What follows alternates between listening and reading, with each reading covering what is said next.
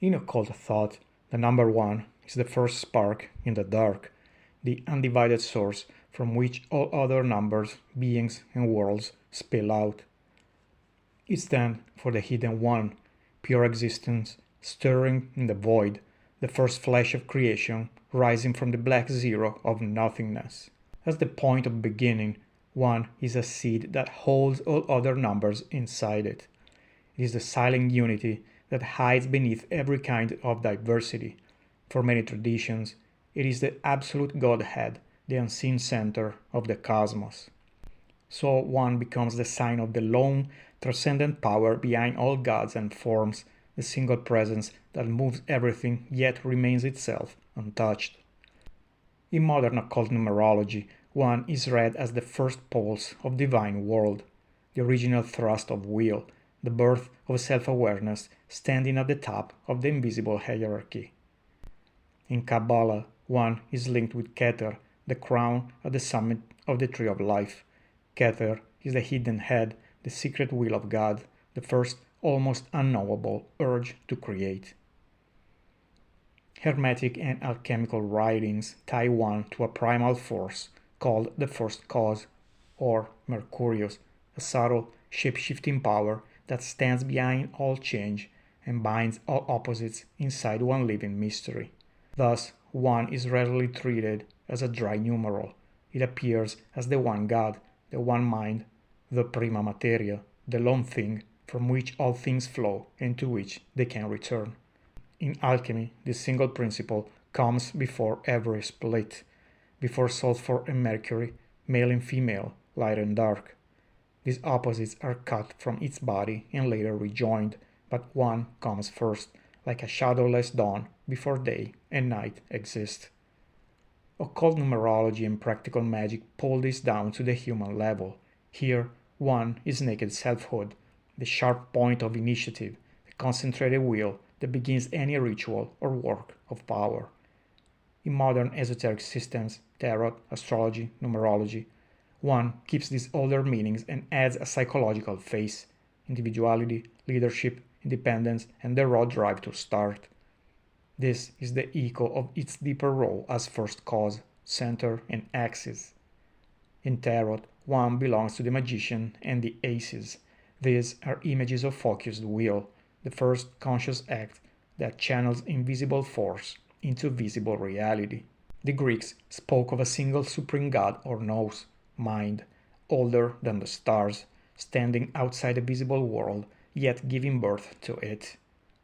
This is the monotheistic one, the hidden source of all beings. Hermes Trismegistus appears as a primordial sage prophet, a solitary figure who carries kingship, prophecy, and wisdom in one body. He embodies the idea that one ancient science lies beneath the many arts. He can make lead into shining gold, hinting that all acts of alchemy rest on a single secret doctrine, one key pattern behind many recipes. What is low, impure, or decaying turns into what is perfect and deathless, often through one central substance, the philosopher's stone, the mediator of all transformations. This teaching says that behind the many metals stands one deep matter, one hidden principle. All the scattered forms of the world can, in theory, be broken back down into this one substrate and rebuilt from it. The axiom as above, so below reveals the same pattern, a law that chains heaven and earth together. The one design echoes in the great world, macrocosm, and the small world, microcosm. The alchemical work is really a work on one nature that wears many masks. The unity of the pattern is as important as the stages of the work. So the number one becomes the sign of a secret sameness behind the shifting faces of matter and soul. Renaissance and early modern occultists honor Hermes as the father of alchemy and claim Hermetic science as one continuous wisdom hidden beneath separate arts, magic, astrology, chemistry, and more. Many roads, one teaching. The emerald tablet, Tabula Smaragdina, speaks of one thing whose working is universal. That which is below is like that which is above, and that which is above is like that which is below, to accomplish the miracles of one thing. It points to a single force that binds all levels of existence together. Some esoteric teachings say the stone is also an image of the total man, the fully integrated self in which body, soul, and the transcendental fuse into one clear being. In the occult side of Hinduism and Jyotish, Vedic astrology, one belongs to Surya, the sun. It is a symbol of cosmic unity and also a mark of human character, initiative, authority, self-expression, and the raw will to step forward alone. Here, one recalls the truth that behind the swirling play of names and forms, there stands one supreme reality, one hidden power that is the cause and root of everything that exists. The sun is always set over the number one as its ruling star, the blazing overseer and life-giver who pours his force through this single digit. So, one is called the luminous origin and spark of will. It points to new beginnings, sudden breaks from the herd, and the urge to stand out instead of fading into the crowd. In Jyotish, Surya rules soul, vitality, ego, command, and royal power. Those strongly touched by one, for example, born on 1/10/1928, are painted as strong-willed, bold, inclined to lead and to succeed, but also vulnerable to arrogance, harsh pride, and domination when the inner sun burns without balance.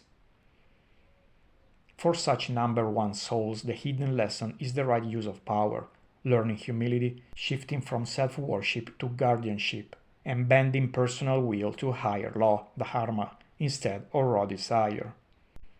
Practical occult guides link one with Sunday, with gold, yellow, and red, and with stones like ruby, all chosen to stabilize the sun's influence in life.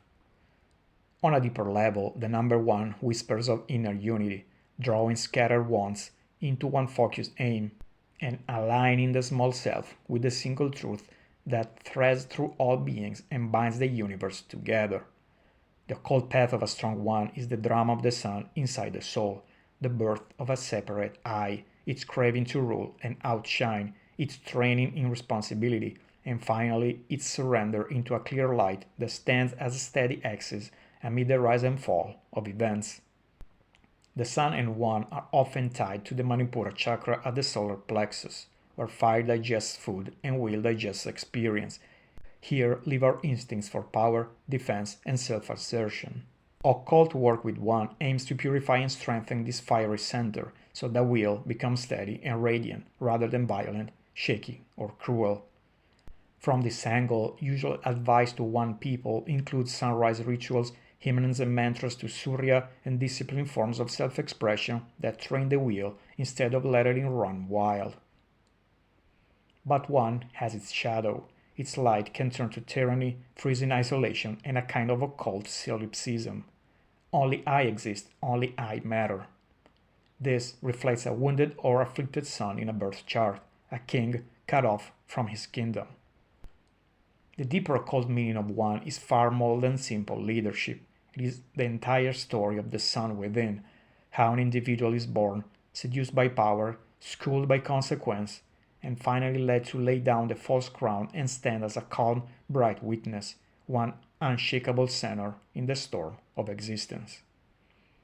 What do you think of the role of the number one in numerology and the occult? Let us know in the comments, subscribe, and share the video with every person you know. Stay tuned for upcoming courses, tarot readings, new alternative research, and more. See you on the next one.